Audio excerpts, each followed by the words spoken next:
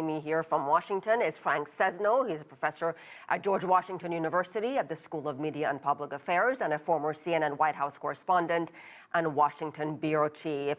Frank, welcome to the program. Republicans and Democrats have been trading blame for this funding impasse. It's now over. Which party stands to lose the most? When you talk to Americans, I get the sense that there's outrage and frustration with the Democrats as well as Republicans. Yeah, I mean, if most of the polls have any bearing to the truth, the public pretty well blames both parties close enough to equally that there's no clear winner or loser.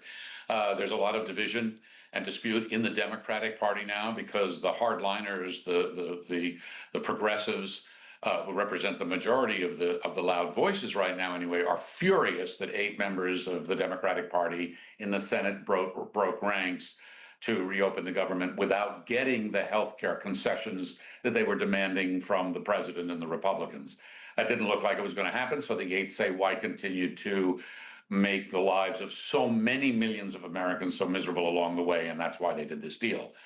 But in the longer run, the question really is whether the cost of health care goes up now because of this, enough that it causes more heartache, more headache for the Republicans than for the Democrats.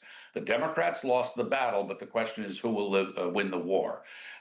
If these prices go up, and so many of the people whose health care costs are going to leap because of this are in red states, Trump voters, the thinking goes among many that they may actually, as the reality sinks in and they start paying the bills or trying to, that they'll blame the president and the Republican Party.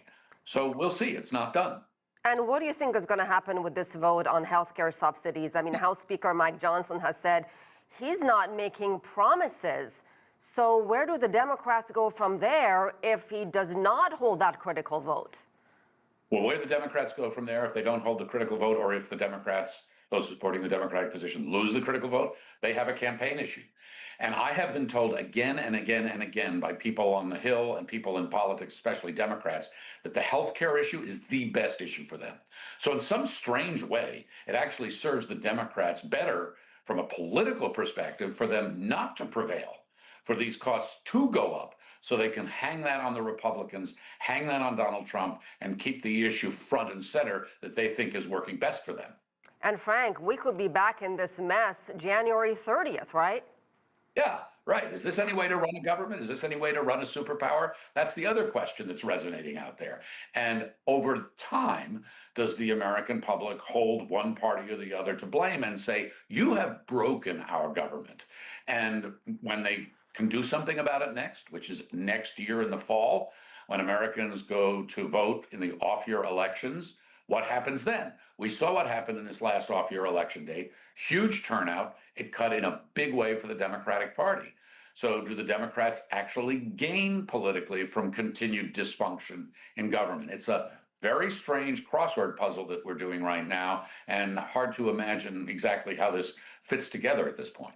And what is your sense in terms of when things are going to get back to normal?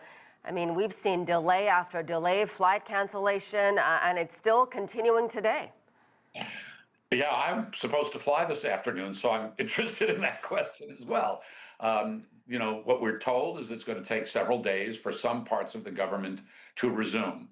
And all of it, you know, or not all of it, but many big parts of it shut down.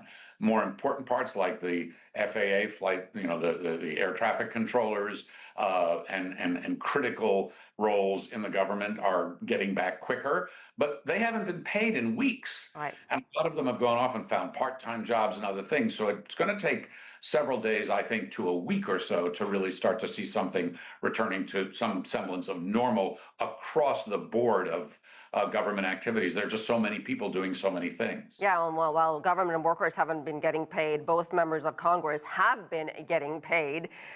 Finally, Frank, lessons learned from this past 6 weeks and the impasse we've seen. Is there a way, and I know I'm talking, it's a very complicated issue, is there a way to prevent this from happening again?